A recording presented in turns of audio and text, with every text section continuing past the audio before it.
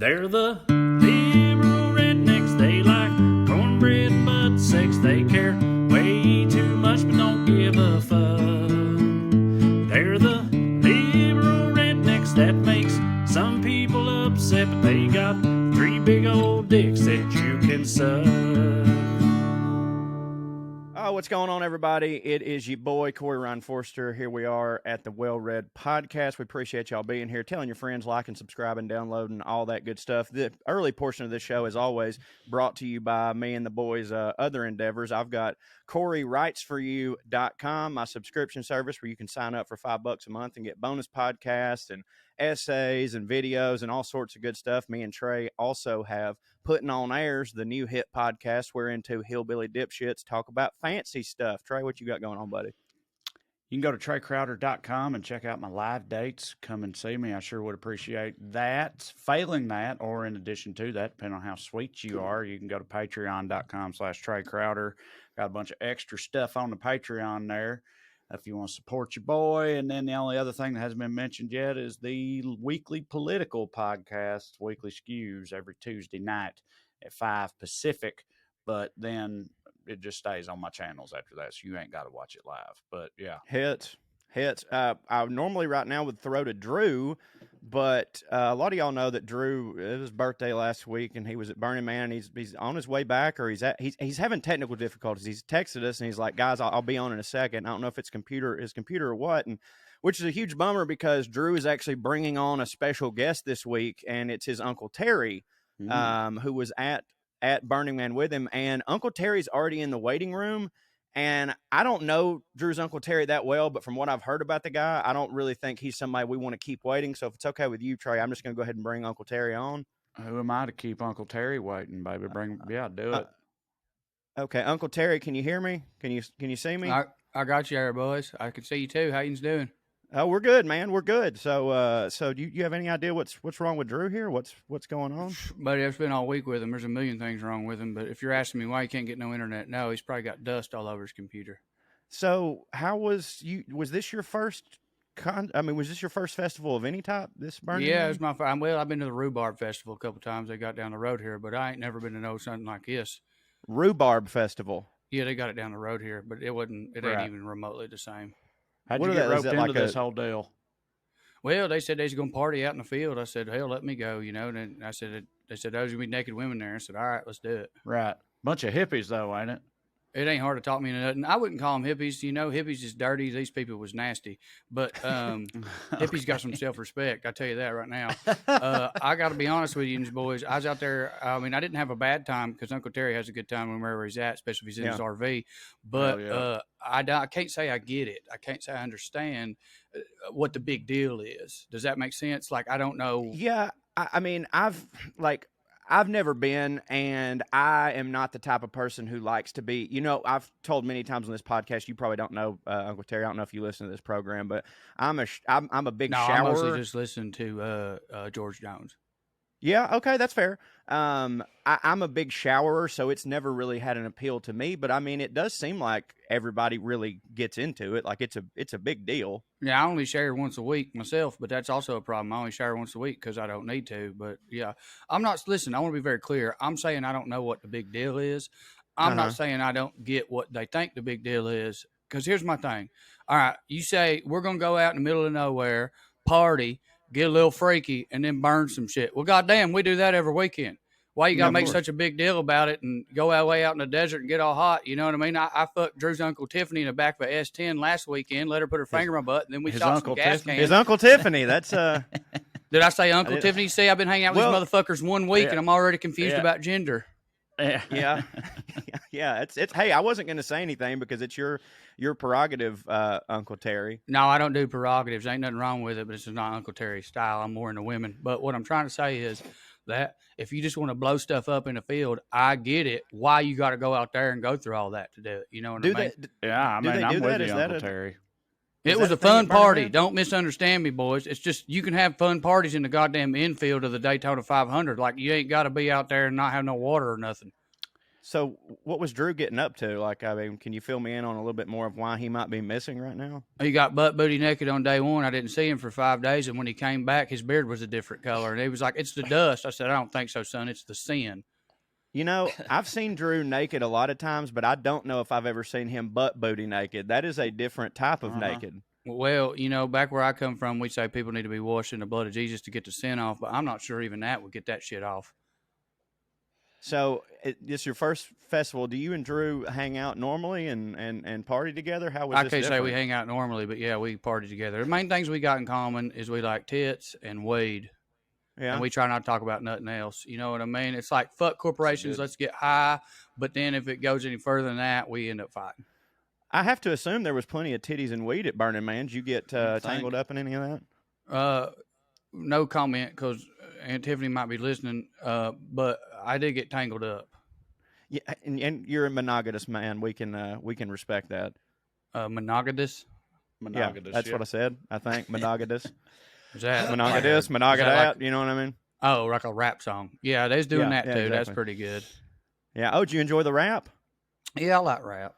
Who was there? Can you remember any of their names correctly? Oh, I don't know their names. It sounded like computer chips. Okay. I believe that might be the EDM. How much music correct? is there going on at Burning Man? All of it. Every 10 feet. You can't hear your own fucking self think. You can't even hear the music because of the music. You ever heard that before? You ever had that happen to you? Is it all coming out of speakers, or are there people performing this music? What do you mean? Are there is it people like playing instruments, or are they just blasting music from very large sound systems around art installations and shit? Son, it's both, but also I don't think you quite understand what's going on at this particular event. There's like a shark driving around. Looks like a car, but it's a shark. So, like, was it coming out of speakers? Was it coming out of a button? Was it coming out of a violin? Might have been coming out of a man's asshole. I have no fucking clue. The shit I saw out there on that desert, I can't even begin to explain to you. Now, I want to back up here for a second because it's possible that what you meant was it was a car that looks like a shark, but what you said was it's a shark that looks like a car. Yeah, and apparently also I called my dearly beloved Uncle Tiffany. What I'm trying to tell you boys is I'm ass backwards since being in the desert. Yeah. Yeah, right. Desert got Terry fucked up. I'm really sorry that Drew wasn't able to hop on here, but we're really glad that you came. Yeah, buddy, I came a lot, and I appreciate all them people that helped me out with that. But I'm going to have to get out of here before I get myself in too much trouble. Plus, I'm a little tired. Yeah, you are a little tired. I can tell you right now. Just call him Feathered because he's tired, baby. Yeah. That's actually was my Playa name, Feathered. Well, hey, Uncle Terry, everybody, and hopefully we know you got to get out of here, I assume, to go to work. That's none of your business. You're right. It's not. Uncle Terry, everybody. Hopefully, we'll be back right after this with Drew Morgan, we hope. Okay, and we're back. We have Drew. Drew, we just talked to your Uncle Terry. Yeah. How was that? Oh, well, it was fine. He said that y'all had a little bit of fun there at the Burning Man. Yeah, he just showed up. I didn't know he was coming. I didn't realize you had an uncle same name as my late father. My dad's name was Terry. Today is actually his birthday. Would have been his birthday if he wasn't. Happy birthday, Spook. Dead. Yeah, he'd been 66 years old. Not to derail anything, but Uncle Terry reminded me very much of Spook Terry, which was my daddy. Also liked to party. Seemed like a bit of a party animal. Is all I'm saying. Yeah, Uncle Terry's a party animal. I think he was in Reno gambling and found out I was coming through from my mom, and he just came with me. He didn't even have a ticket. He didn't need one. Yeah, of course. Guys like that, they just kind of, my uncle used to always just say, all you got to do is act like you belong. They'll let you yeah, know. he told him he worked there. Did he tell you all that? Yeah. He got to the gate, and he was like, yeah, I'm here to fix the porta potties. And he showed him his tattoos, and they let him in. Yeah, I did that. I did that at Bonnaroo once to get in one of the smoke, because I was with Chris Key, he was a vendor there because Chris he works in food wholesales, whatever the hell. Anyway, he was like a vendor there, and so he had one of the vendor bracelets, and they had their own separate. You didn't have to go through security or stand in line. You could just walk right through this gate, but you had to have a special vendor bracelet, which I didn't. But he told me, he was like, "Yeah, he's gonna help me unload that truck right over there." And he just pointed at a truck, and they were like, "All right." And so I got to roll on through. It's pretty sweet. Taking a page out of Uncle Terry's book there. But I got a bunch of questions. The foremost sure. on my mind, just because of how I've been living.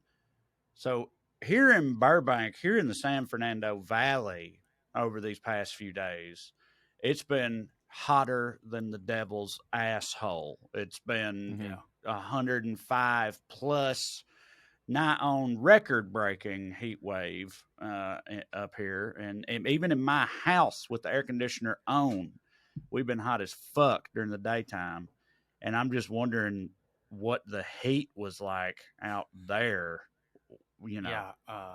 Borderline unbearable from Yeah.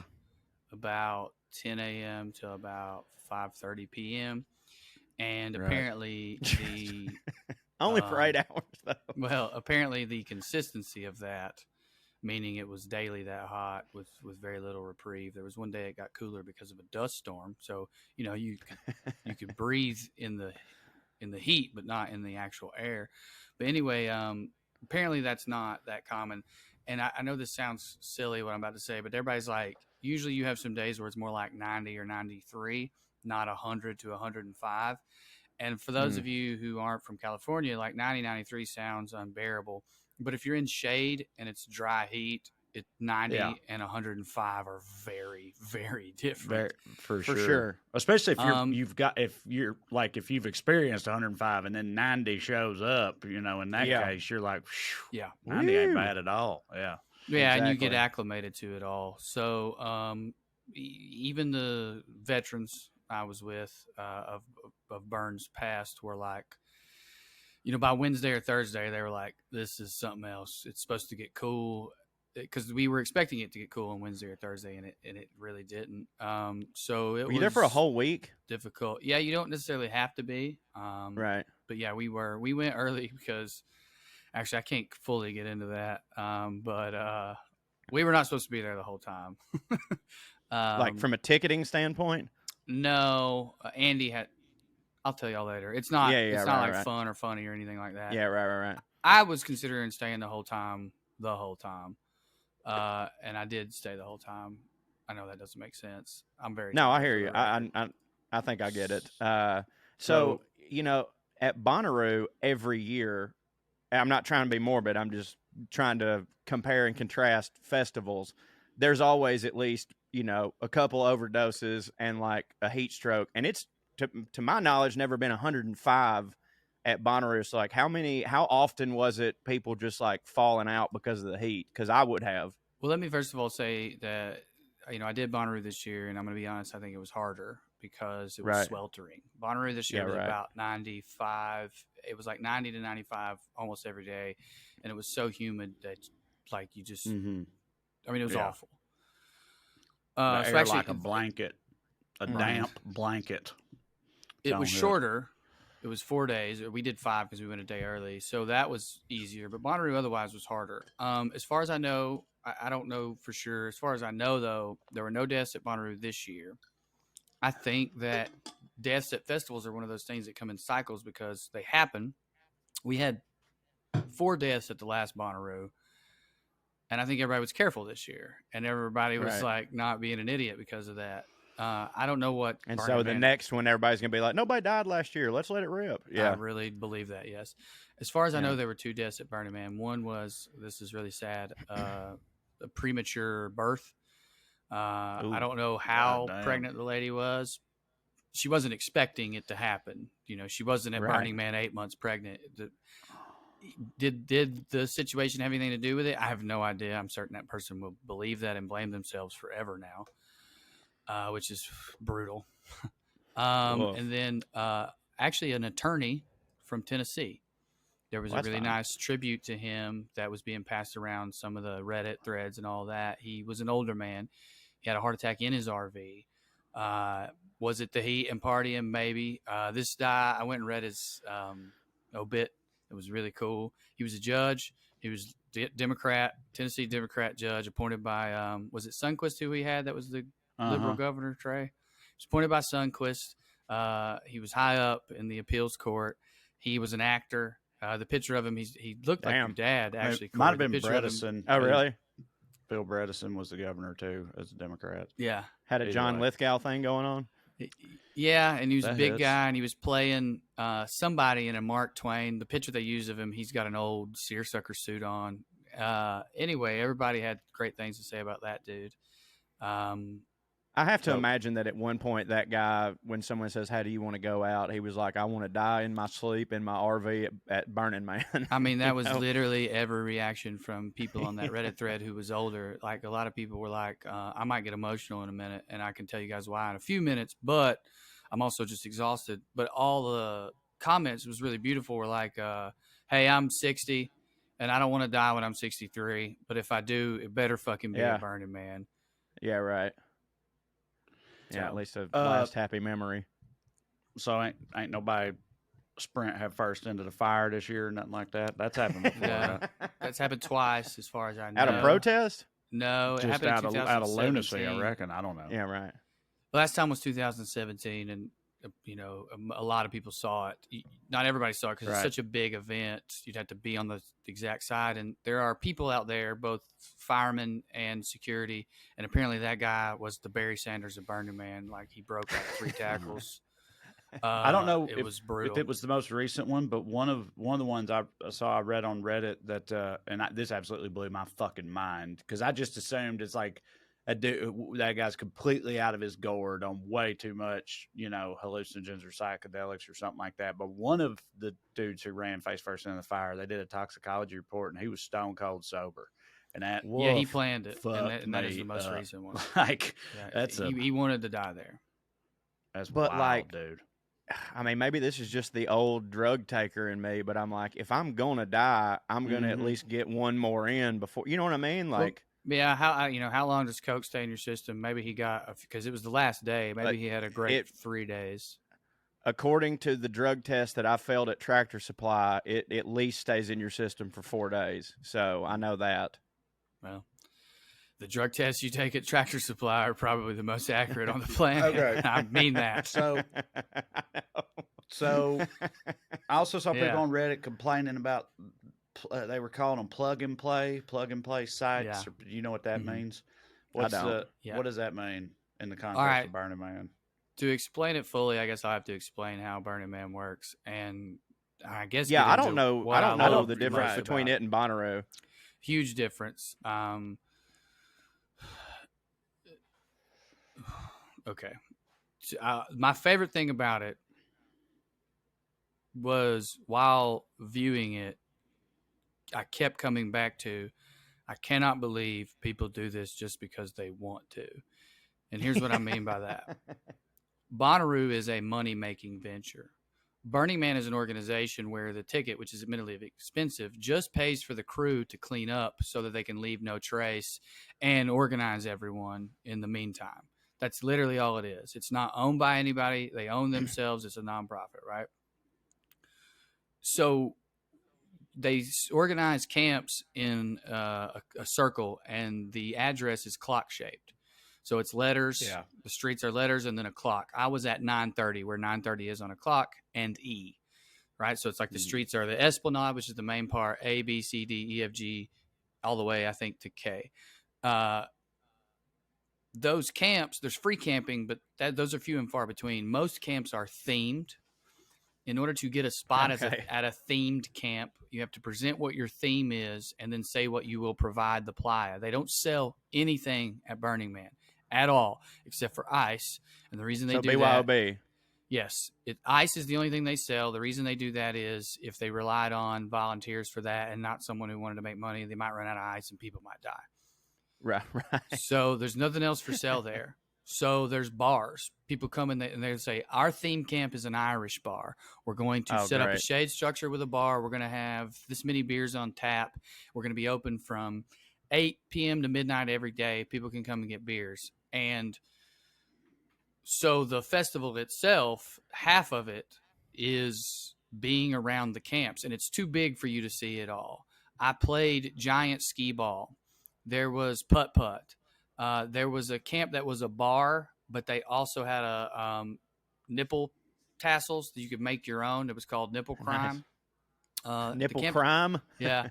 The camp across the way from us that was the coolest camp was called Daddy Issues. They had a Dad Rock Day. Dad made you pancakes one day. They had canned beer day where they What? gave away free canned beer, and also told you were like, you were good at stuff, like a supportive dad. They had Dad Joke Day where people wrote dad jokes all week and then they read them out loud while giving everyone beer.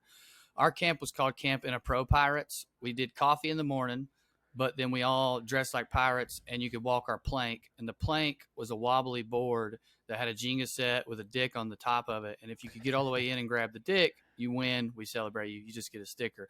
If you lose, you can play again, but you have to take your clothes off. It was strip plank, essentially. Ooh. We also had a rack, like they put pirates in the rack, and you could get flogged. So we were like just inappropriate pirates. God damn. Yeah, There it is. There That it is is. so Raven. Where the hell you come up with that? Like what? I don't and know. also, who determined? There's just people that are people. Who? Yeah, how do the our capitalist how brains do are you not come able together? to function. How do the camps come together? Who's the person that says like, yeah, that's it. That's the thing we're going to do. And then like you go from there. How, do you get put into a camp or you have to apply have to to- be in a camp? Some It's like camps will rushing. some camps will let you apply to be in them. Those are the more popular ones, like that are somewhat famous for various reasons. And they do the same one every year. Like every year, it's like we're doing Those this. ones do. Other people, I would assume, rotate. As far as just like, I mean, because you want to. There is an online system through the Burning Man organization that you can say, I have a camp. Here's how many people we have, and we want a spot. And then they will say, okay, here's what neighborhood you should be in if you get accepted. But no, that's what I'm saying. And my favorite thing, the thing that was most moving about it to me is there were like 80,000 people there, Trey, who just did all the things you just said just because they want to. When Burning Man first started, it was just a random party in the desert, and they started doing that stuff. This culture sprung up naturally. Now it has to be more organized because there's more people, but they were doing that kind of thing I just mentioned on their own, basically from the beginning. So if you just decide one year you want to go to Burning Man, right? And you've never been, but you think it's for you. Yeah. Maybe you and your old lady or something. What? How do you go two about options. doing that? Do you have to know somebody that goes, or you could free camp? So there's places where it's just people camping. They kind of put them on one end, you know what I mean? And that's not an interesting neighborhood to be in, but you can just stay there in your RV or with your tent. Or there are camps where you can find online where you can apply to join them. Other than that, yeah, you have to know somebody. Andy and I were invited to join a camp, and we thank them if they are listening. The Pro Pirates, correct? Out of Santa Cruz for the most part. Yeah, I'm definitely understanding more what you mean about I can't believe that there's people who want to do this just because they want to do this. Because like if you'd have laid all that out to me, I was like, oh, they're clearly making a lot of money because this is super cool. But like it's just that people want to have fun, and that is the only thing that they're motivated by. okay? Yes. What about that's there's no the camps vendors, no vendors, no food. Are you expected to bring all your own food, or these different themed camps? Some of them serve food, and you can plenty work of them with serve that. food, and you barter? can work with that, but you are expected to bring your own. So one of the things about Burning Man is with radical self-reliance. When they first started it, they came up with like, the 10 tenets or however many there are. And I mean, it's not like, it's not a cult. You don't have to memorize them, but you should probably familiarize yourself with them for many reasons. One is on the radical self-reliance thing. They expect that of you. If you showed up with no food or not in a camp that is, providing food for you, they're going to be like, well, good luck, because most of your day you'll find food, but then that's what you're doing all day instead of, fucking partying or having cooler, more spiritual moments, which was genuinely a big part of it too. The plug and play, to answer that's what got me started down this road, is of course you can turn it into a money-making venture. It is very frowned upon. Supposedly if they find out, they'll kick you out. Now, a lot of people will say a lot of camps that have been around forever are plug and play, and they kind of get, look the other way, good old boy system. But essentially what a plug and play is, Trey, is someone applies to be a camp, says they're going to do all this stuff. But then when they take applications, what they do is they go out and advertise, hey, for $8,000, you will have an air-conditioned room, a bathroom, and meals. And so essentially they just do what everyone else was doing because they wanted to for fun, and they say, pay us and we'll allow it. One of the more infamous ones, there's apparently always Russian oligarchy type people there. And you cannot, one thing at Burning Man is if you have a camp, you have to let people in at least some part of the day because you're there to be a part of it. That's like one of the rules. Like you can't just build a wall and be like, we stay to ourselves. Right. So these Russian oligarch kids have their like bodyguards and all that. But when burners find their camp, they'll just go in there. They'll go take over, and they can't tell you can't come in, or then you could go tell security, and then they would never be allowed back or whatever, So people just go in there and crash their party, as it were. But that's probably only fun for a few minutes because, they suck or whatever. Yeah. I wouldn't trust that the Russian oligarchs weren't going to do something to me just because, hey, the 10 tenets of Burning Man. Well, it has more to do with like not wanting to get kicked out. You know what I mean? Oh, right. What are these like famous ones you're talking about? The ones that everybody knows Thunderdome. about? What are the must sees? Yeah. Of Burning Man. Right. Well, I was told the New Orleans one, which I can't remember the name of, and I went there and I was talking to a guy and I'd never been, and I was like, "Hey, it's my birthday. I want to see some New Orleans style music." And he said, "It's the first time in 20 years we haven't had live music." So supposedly that one's always one to not miss. He also explained to me that the tent structure I was seeing was not normal. Apparently, they usually rebuild the French Quarter with like a facade. Nice. They have 2 stories with the iron bars and all that. And then they were going through a rebuild that year. But that's supposedly one. I didn't get to experience it. The Thunderdome. Yeah, they were just like, oh, we heard you were coming, so I did not hit this year. No, Yeah. Oh, it's your birthday? Normally Go this fuck hits, yourself. but this year we're not hitting. This year Yeah. we're off hitting this year. This only year you're gonna be here? Yeah, we ain't gonna hit this year. It normally hits real hard though. Exactly. You nailed Happy it. birthday. Yeah. By the way, I'm going to list ones I've heard of that I remembered for various reasons or saw. There are many other famous ones, I'm pretty sure. District is a big dance one. It's the ones you see pictures and videos of gorgeous Like a fucking club? people dancing. They have music every day until sundown. Bubbles and Bass has music every morning until like noon. That's for people coming down for the most part. It's called Bubbles and Bass because they give you champagne. The Thunderdome is Mad Max themed and metal music themed, and they have a Thunderdome. You get on bungee cord swings. It's one of the coolest things I've ever fucking seen. And they back you up. You're inside a dome, but people can climb up the dome. I did that, and I watched. And they let go, and you swing at each other, and you collide in the middle, and you have foam sticks in your hand, and you just beat the fuck out of each other. Do you have There's to no sign a helmets. waiver? There's maybe, but there's a waiver on your ticket on the way into Burning Man that literally says it does not matter what happens to you here. You can't sue It ain't on us. Yeah, right. They swing you in, you beat the fuck out of each other, you try to grab onto each other so you can stay beating the fuck out of each other, and then they decide who wins. The energy there was unreal. I fucking loved it. I was going to take Andy. We had a midweek crash because of the heat that affected some of the plans we had. Speaking of, another famous one's the Orgy Dome. Didn't make it over there. Got too stank. Really? Yeah. Like they smelled you at the entrance and they were just like, no. Yeah. No, that's too much stank. Sorry. Yeah. That's good. They got like a stank meter, like a height meter at an amusement park ride. It's like, you must stank less than this much to enter the orgy. Yeah. You walk up, the alarm goes off. Too much stank. Yeah.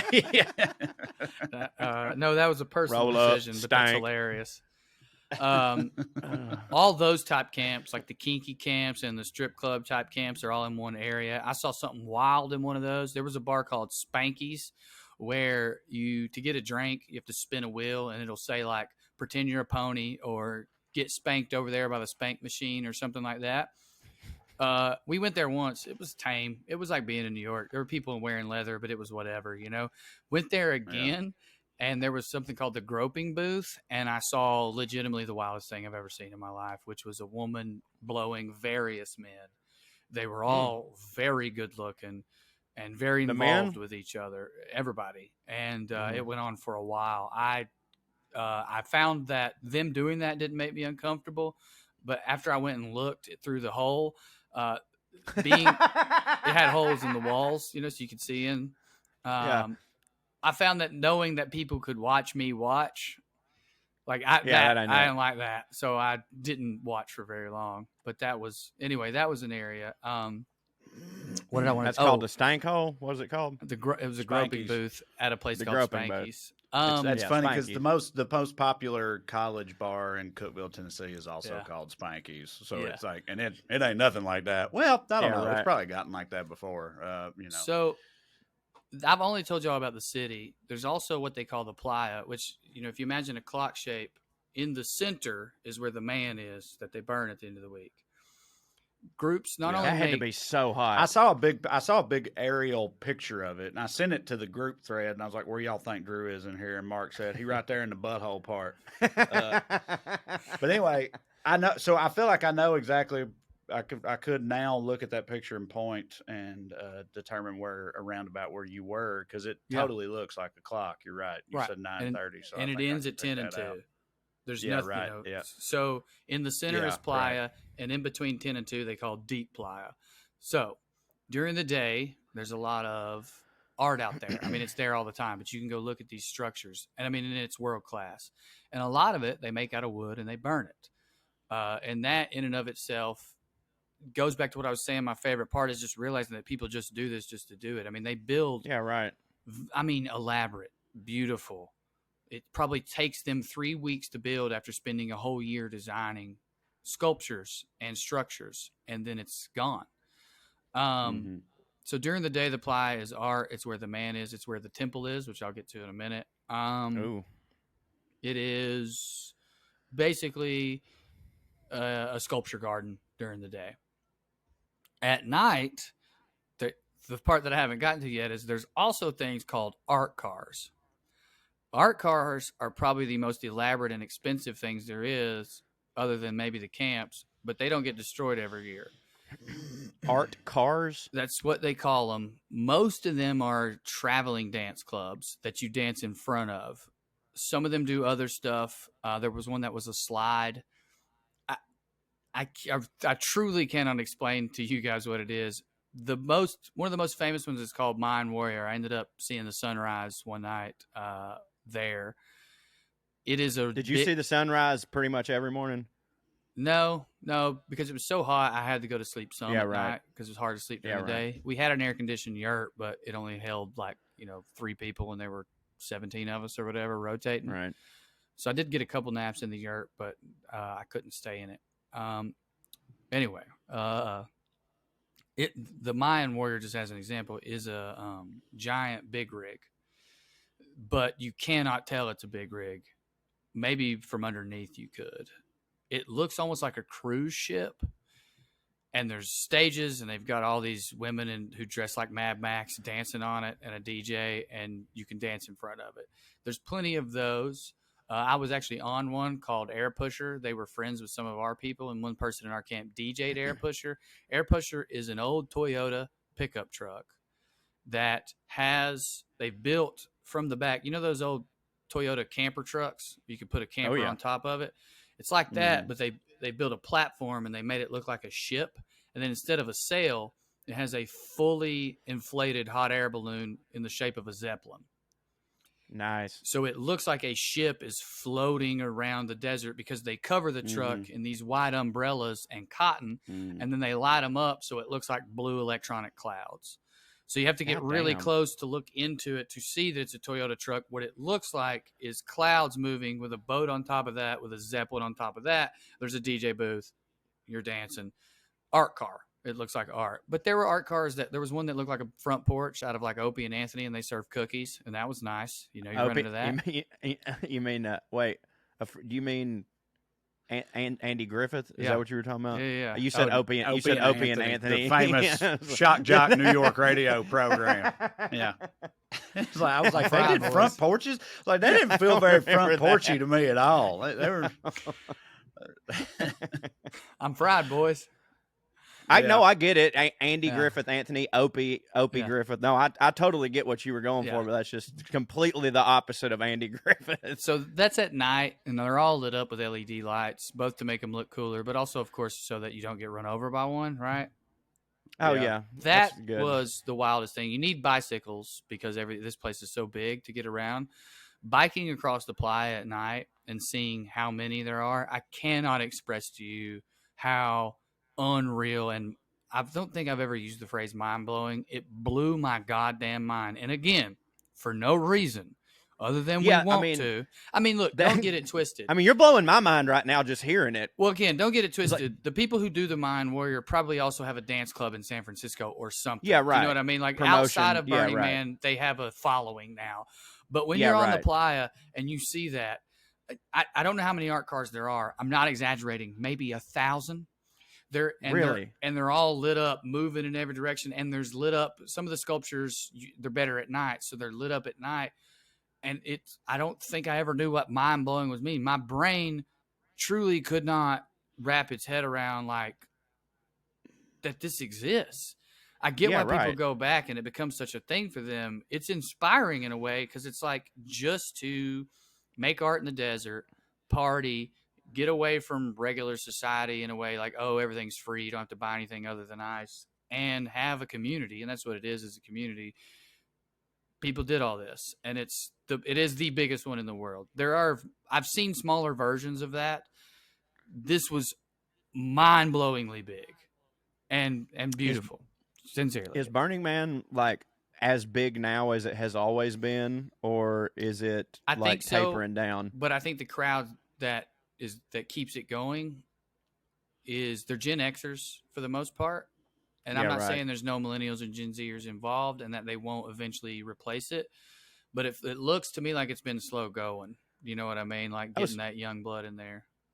So you're actually considered a young person at Burning Man. Probably in the middle. I mean, there's plenty of 25-year-olds. It's just that they don't have. Well, look, dude, the fucking Mind Warrior supposedly cost $3 million to build. Yeah, right. So no, there's no 23-year-olds doing that shit. You know, these are tech bros. Yeah, that's why it's so associated with the tech industry. And for better or for worse, they fund a lot of it. You know. Yeah, right. I mean, I'm not gonna lie. I've said. I think we've talked about before. I think I've never really understood Burning Man, but I feel like now I sort of do. I can definitely see how all that hits. I never never talked to anybody that had gone, and I was always like, all right, it's like an art party in the desert. That's cool, I guess, and there's no money, and it all just was pretty nebulous to me. And my main thing was always like, okay, but there's no lineup of super hitting bands. Yeah, there are. It was always like, that was my question. But there are. I mean, like. You know, It's like most of the bigger stars are EDM stars. I will acknowledge that. But it's not like a lineup, like you pay and you Marshmello out there? Huh? Marshmello? Was he out there? I don't think he hits for them. Okay. What? He might, though. He may hit real hard for him. I have no idea. Hits. The burning ass desert is a tough place. It's a dangerous place for a sentient confectionery. Now, Mr. Butt, Mr. Butt, one day will play. DJ Butt go out there. DJ Butt would do great. But Diplo played this year. You know, I didn't see it, but like some of the bigger stages, they have enough money to get these people in. Is Diplo one of the? Well, Diplo's probably most famous at this point as a producer because he's like produced Justin Bieber and a bunch of other people. There were other names that people around me seemed to know, but that I didn't know because I don't listen to a lot of EDM. But I mean, Daft Punk apparently played there multiple years back in the day before they were huge. You know, they were big in that community before they were worldwide known. So, you know, there's names you would recognize, but it's just not on the ticket. You know, you kind of find out the week before. Yeah. But yeah, I just always, cause, you know, I went to Bonnaroo and loved it, but it's a fucking, you know, it's a marathon. It's a music it's like it's not easy. Right. I know. No. But I'm saying it's like, it'll beat you down even in your fucking 20s. And it was always like, in my head, I was like, but it's worth it. Cause like I saw fucking Beastie Boys and Public Enemy back to back one night, you know, and then I don't even remember what else, but some other super hitting shit too. And it's like, and that's what it was. Beastie Boys, Jay-Z, Public Enemy, I think, back to back to back. Great. And it's like, and how was Jay-Z live? Fucking literally may be the best concert I've ever been to in my entire life. Nice. Like part of that was I didn't have very high expectations for it. Right. Because like Jay-Z hits for me, but he wasn't like one of my guys. But I was like, of course I'm going to check it out. And dude, he was fucking unreal. I mean, he was off the chart. He had a live band and was just absolutely smashing the whole fucking time. It was really good. Anyway, in my head, it was always like, that's the like that's what the trade-off is. Like that's what Mhm. that's the reward for it or whatever. So when I'd hear about Burning Man, it was like, yeah, but it's not a music festival. They don't have all that going on. And so I was always like, well, then what? I don't understand the point of Yeah, it right. then. But I feel Right. like I do now It, after this conversation with you. It's making more well, sense to me. I mean, it does sound like a good time. Well, it is a good time. There's also just regular bars that serve mimosas, and there's a bunch of old boys who drive RVs out there and look at titties and fucking have the best week of their life who have a very different experience than me. There are people who only do more, like, I think, for the most part, calm, spiritual type shit, which I did some of, but there's workshops. There's, there was one place we went to because it was hot. They served us kombucha, and there was misting. It was a misting tent and big Oh, fans. yeah. You just chill out in there. My buddy Lou, who invited me, more of a day guy than a night guy. He doesn't like EDM or Molly. He goes around to the neighborhood, checks out bars, gets into weird situations, accosts strangers, because a big part of Burning Man is fucking with people. His favorite thing to do is if somebody's really dressed up nicely, they call them sparkle ponies. It's kind of like the plug and play thing where they look down on you if you come for the weekend and spend $8,000 and don't really get the full experience. If he sees them taking a picture and it's some like really nice camera, in other words, they're doing a thing, it's probably a model who's paid to be there, he just walks up and starts talking to him and pretends to be clueless as to what they're doing, asks them where they got their shirt, hangs out for a while, starts taking his clothes off. They're like, people have their own fucking experiences. Like I said, I partied, but I played giant skee ball. There was a putt thing that How giant? How big were the balls? Like bowling ball size? the balls were only maybe slightly bigger than normal. The skee ball alley runway was Yeah. like the size of a small road. It ruled. Nice. Uh, How pooping is? not great. It's porta potties. They're Yeah. cleaned every day. They pay it. That's another Yeah. thing they use your ticket money for, is to keep that going. You know what I mean? They clean them every day. People are respectful, way more respectful than Bonnaroo, because it's Bonnaroo is rough, filth. boy. well, it's a very it's a God, maybe I sound corny. It's a community, and a big part of it is like, hey, clean up after yourself. We don't leave a trace, blah, Right. blah, blah. I'm not saying there wasn't no gross shit. It was just way less than I saw at Bonnaroo. Way less gross stuff. Also, we live there. I think Bonnaroo people like have their own tent. I'm and out. it's only 3 Yeah, days, right. and it's like, I'm fucked up. Fuck it. But it's like, you're going to be back here tomorrow. Is this really what you want to do? Yeah, exactly. I know that I'm like perfectly middle aged, and I say it like right dead in the center because I'm young enough to where hearing everything you just described makes me go, man, that sounds rad. That is so awesome. I could see why that hits for people, but I'm just old enough to go, and I'm never going. Like I'm not going to experience that because like that sounds again so awesome, but like I'm fucking worn out just hearing you talk about it. Well, the other Ain't no thing way I I haven't can do a brought up, whole week. I know that Yeah. I am sure. if I go Maybe back, 2-3 days, maybe, Right. but ain't no If- way I can do a whole week. if I go back, I'll probably do 5. It's hard. You can't experience it all, period. The reason I do 5 is like, if it gets hot, you're going to be laying down in the middle of the day anyway. So I would do 5 just to see enough of it, because it's unfathomably big. But the other thing I haven't brought up is the dust. It gets That ain't it. everywhere. It's alkaline because it's a lake bed. That place will be a lake in the spring. Apparently it's really hard to get off and can be hard on your cars. The only way to get it off your skin's vinegar, but vinegar dries you out. That part of it, there's just no way to mentally prepare for. You just kind of got to get over it. Andy and So I. you just covered in dust and vinegar right now? All No, up I in mean, your I'm butt clean and- now. It don't get up in your butt or anything like Okay. that, and it's real fine. It's mostly like it's fine. It falls off of you, but then it just leaves this hazy layer, and you just feel kind of dry, Dirty? in a weird way. Andy and we're both very high maintenance in our own ways, but we're not very physically high maintenance, so it was fine. Yeah. But I saw some people like, you'll have days where you want to have a meltdown. Dude, that's again a huge part of it for me is like, when me and you went to Bonnaroo together, I did let it go for a couple days and just let myself stank and all that stuff. But like about 2 or 3 days, if I'd have stayed there one more day, I'd have lost my motherfucking mind because I just can't, sweating my balls and dirt on me. I and did a shit. little bit about Bonnaroo. I have been doing one from this year, and one thing that I say in there, and it sort of was a realization for me, is like a lot of people don't want to go to a music festival because they see pictures and they're like, you just kind of become an animal. But like that is definitely the appeal for me. Like that's a for sure. feature, not a bug. It If used you're to into be, that. it used to be for me too, because I feel like, unlike you, like you have those tendencies. That was a huge departure for me, that type of thing. Right. Like, I'm not that type of dude, but I would go to Bonnaroo and be that type of dude for like 3 or 4 days, and it really hit for me, Yeah. Well, that's another like thing you I think said, about Burning Man just is you can going kinda, balls out and getting wild, right. You can kind of be a but different person, and like that's a big appeal for people. They have names.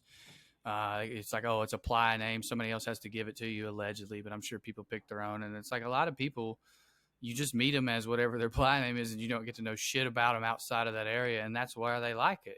It's like you can go there and be a different person. Were there we like need to- buskers and stuff? we Like, need- dude. We No, need to but take another break. Okay. Oh yeah, here, you're right. You're right. And I'm wondering if we're gonna keep doing Burning Man, or if we're gonna talk at all about a certain incident that transpired with Corey Oh God. over the weekend. I mean, we can if you want to. Well, either way, we're gonna do whatever we're gonna do right after this. All right, we'll take a break. We'll be right back. Burning Man. I mean, was there anything you want to make sure and say or leave us with or whatever? Because I do want to get into what happened to Corey. There's 2 stories. One, if I tell it, it will totally bomb this podcast in the sense of we won't get to Corey. Maybe I'll tell it next week. Maybe I'll never tell it. Yeah, be good. There's a very wild thing that I experienced, like insanely wild. And then Okay, the only well, thing, yeah, another please thing, More save wild than the that. dick sucking hole. Please save that. and then I'll save that. And then maybe I'll save this too, or maybe I'll tell this now so I don't sully it when I tell the other wild story. The temple, we went to the temple. I didn't know what to Oh, expect. yeah. It was essentially a memorial.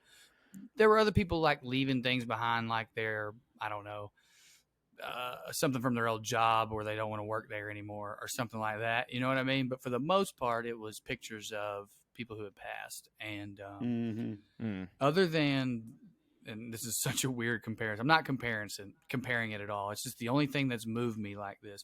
The Holocaust Museum is the only thing that has ever had the same effect on me. And the reason why it was so, I guess, effective is similar to what I was saying about the camps and the art cars. These are some of the most talented people in the world. So it's not just like a memorial where it was like a picture and it said rest in peace. There were paintings. There were sculptures. It was a memorial built by at least 70% of the people who built it were artists, like very, very fucking probably employed as an artist, talented. So you walk in and it's death, but it's also life and joy. It was, I'm kind of a cynical guy. It was so unbelievably moving that I just started crying. Almost uncontrollably for about 5 minutes. And then I left. And even though I spent maybe 5 minutes there, I will remember that probably way more than all the buttholes I saw. Did you cry more or less than you did at the Holocaust Museum? I was in 8th grade when I went to the Holocaust Museum, so more because I didn't cry. I just felt uncomfortable and was like, I don't think I'm going to jack off for 2 days out of respect. Yeah, right. Yeah. Yeah. Can't have my buddies thinking I'm gay in this Holocaust Museum. All right, Corey. That's What the fuck, man? great. Well, I told y'all before that I didn't told even him really before, want to. I was out of pocket. I barely know what's going on. That's right. That I don't mind talking about it, but I definitely wanted to wait to the end because I didn't want to bring this podcast down because I'm sort of mad. I don't know if a lot of y'all saw, but this weekend I took part in an event called Top Guy Weekend, and that is Conrad Thompson's podcast empire. He has a thing called Ad Free Shows Network. If you pay the most on their Patreon every year, they throw this big event. It's a who's who of wrestling. There's wrestling matches. There are panels, and I was asked to do a panel. They had a show cancel like last minute and they needed to fill like an hour. And so Conrad asked me, he's like, do you have any ideas? And I was busy working on some other stuff. So I just kind of pitched out to him. I said, hey, what if like me, you and Cassio get up there and we watch old wrestling promos? And we kind of do a play-by-play on them, and maybe we break them down from an entertainer's point of view, and maybe we have like a rotating fourth chair of guests. And he was like, that'd be great. That'd be awesome. Let's do that. And I was like, okay. So we get there, and I get to meet Jeff Jarrett for the first time. Well, I'm sure a lot of our listeners know Jeff Jarrett, Double J, second or third generation talent. And I meet him, and he had this idea. He's like, hey, we really need to make that. It's the last show of the night. We're going on at midnight. We got to leave them wanting more tomorrow. And I'm like, well, all right, what kind of ideas do you have? And so we ran through a couple, and it was that they were going to play a Jarrett promo at the end. I was going to shit on it, and he was going to come on stage and slap me. He was going to slap me. So everybody out there that's seen this on Twitter is talking about, oh, this is a work, this is fun. Yes, it's a goddamn wrestling show. It was staged in the sense that I knew that Jeff Jarrett was going to come up and slap me, and I was more than willing to take the slap. That's not what he did? That's not what he did. No. I am sitting there, and I got my cue that was like, hey, I'm going to say this. And I turn around, and Jeff Jarrett is coming at me. And listen, I'm a comedian. I'm used to being in control of my own show and everything. I almost didn't even see the guitar because my brain was going, I've met this guy. He's hugged me in the back. I've met his wife, and he's going to slap me. And before I could wrap my head around it, before haven't seen this, dude. It's wild. There's a video. Yeah, and I'll play it. I'll play it right here. I don't have the technology to do it right now, but I'll play it. I'll put it in this podcast. But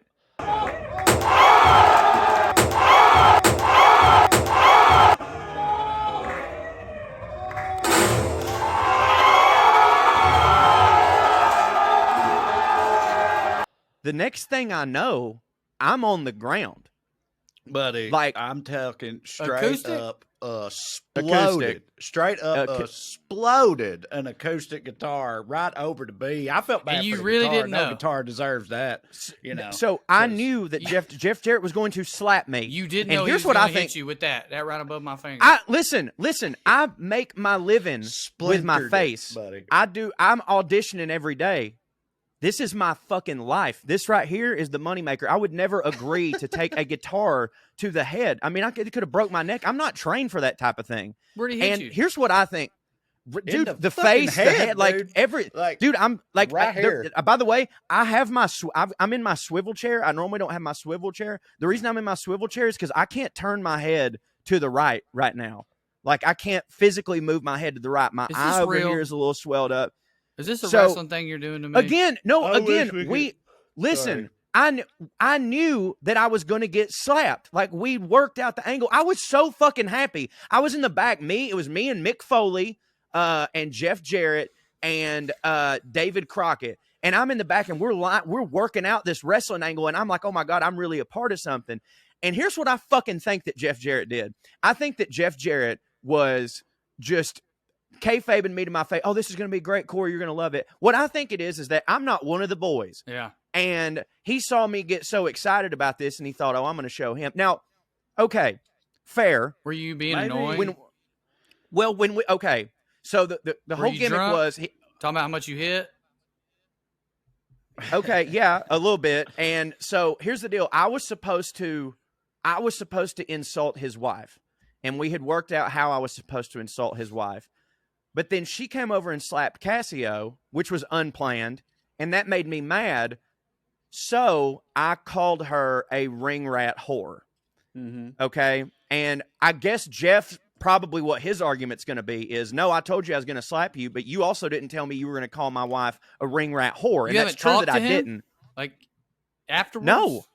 No, my attorney told me that it wouldn't be good. My attorney, Mike Dawkins, who I've talked to, and we discussed litigation because in my opinion I was assaulted. No, I'm not anymore. I don't think I'm going to anymore because I was told like, hey, why don't you just settle this like a man? And I was like, you know what? I am being kind of a bitch right now. Like, fuck suing him. That's not. How do you settle it like a man in Jeff this Jarrett, instance? People forget, but Jeff Jarrett, he's tight with Pac-Man Jones, dogs. You end up Yeah. getting shot. Oh, I'm not. I want to I'm- go ahead I and mean- say right here, right now on the podcast, Jeff Jarrett, if you're listening, he does sue you. I will be your attorney for free. Well, the point is that I don't really feel safe because Jeff is only a couple hours away, and like I know that I've insulted his wife, but again, I thought we were doing a thing. And now you were don't. doing a thing, and he I was think doing a thing. I think that he took liberties with me because I'm not, quote, one of the boys. Maybe I he think that thought he- it was like indoctrinating you. Yeah, or is yeah, that the that's what I word? was gonna say. Initiating you, initiate whatever rite of passage. Yeah, I Like, agree with welcome to Trey. the Like, I show. hear you that he lives close, but I feel like in his mind, this is fucked up, but in his mind, that was a positive thing. Like, oh, Yeah, like he's welcome gonna to love wrestling. this. Yeah. Well, frankly, I'm more upset at his wife because, like, I get it from his angle. Like, I called his wife a whore, and he attacked me. Like, you know, all of us, whenever the Will Smith, Chris Rock thing happened, we were like, all right, I mean, I get it. Like, if that had happened at a regular party, and he just slapped him, everybody been like, yeah, man, don't talk shit, you know.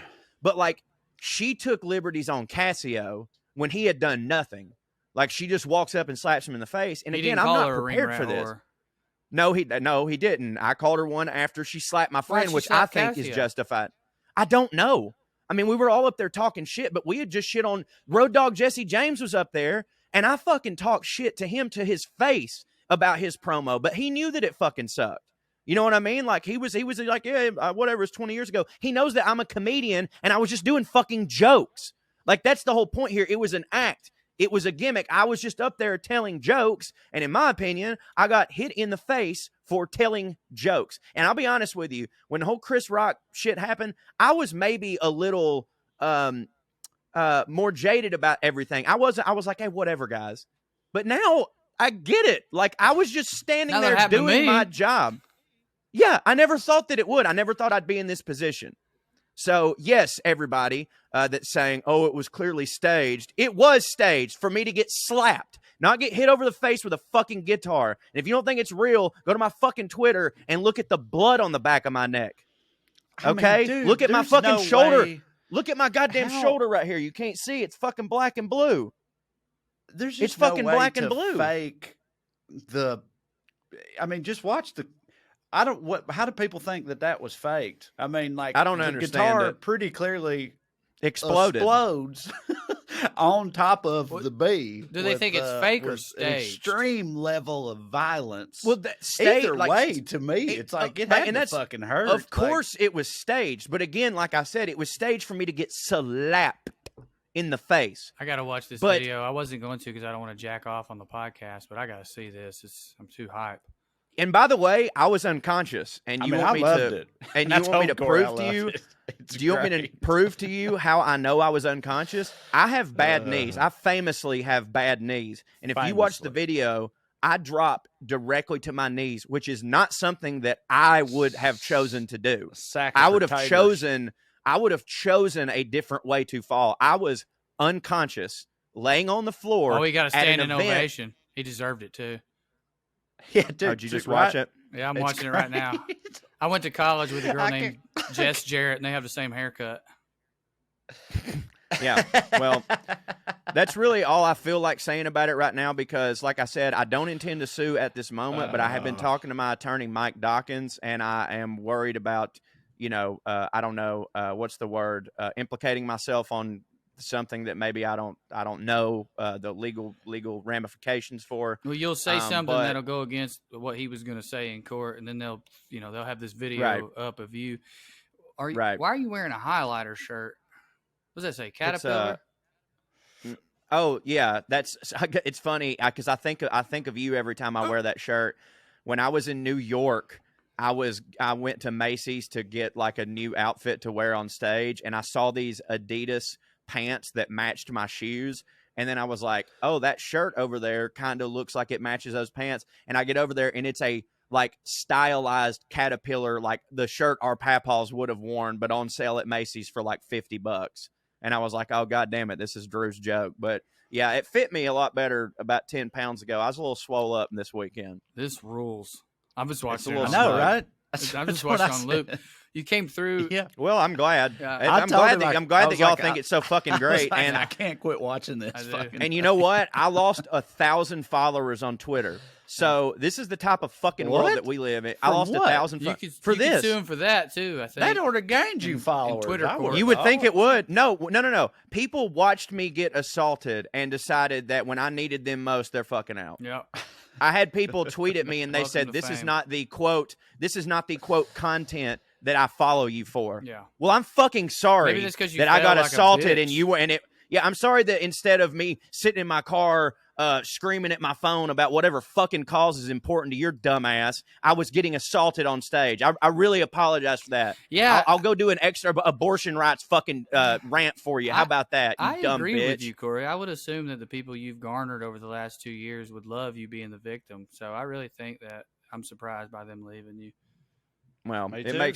makes no sense, and it's not the last that you'll be hearing of from me You look like as it pertains to Jeff Jarrett. It looked like a foal being born when you pop Mhm, through. Yeah, It looked Yeah. good. I mean, if nothing else, you got that going for you. I hope that gives you some. I don't want to say peace. I don't want to downplay what happened, but I hope you understand that it looked good. It looked the fall was good. yeah. it That's did. because I was unconscious. Yeah. I'm saying, good job. Yeah, Well, thank did you, good. I don't but- want to upset him either because it also hit for me. But what are you gonna do anyway? Won't you sing us out if you ain't too concussed?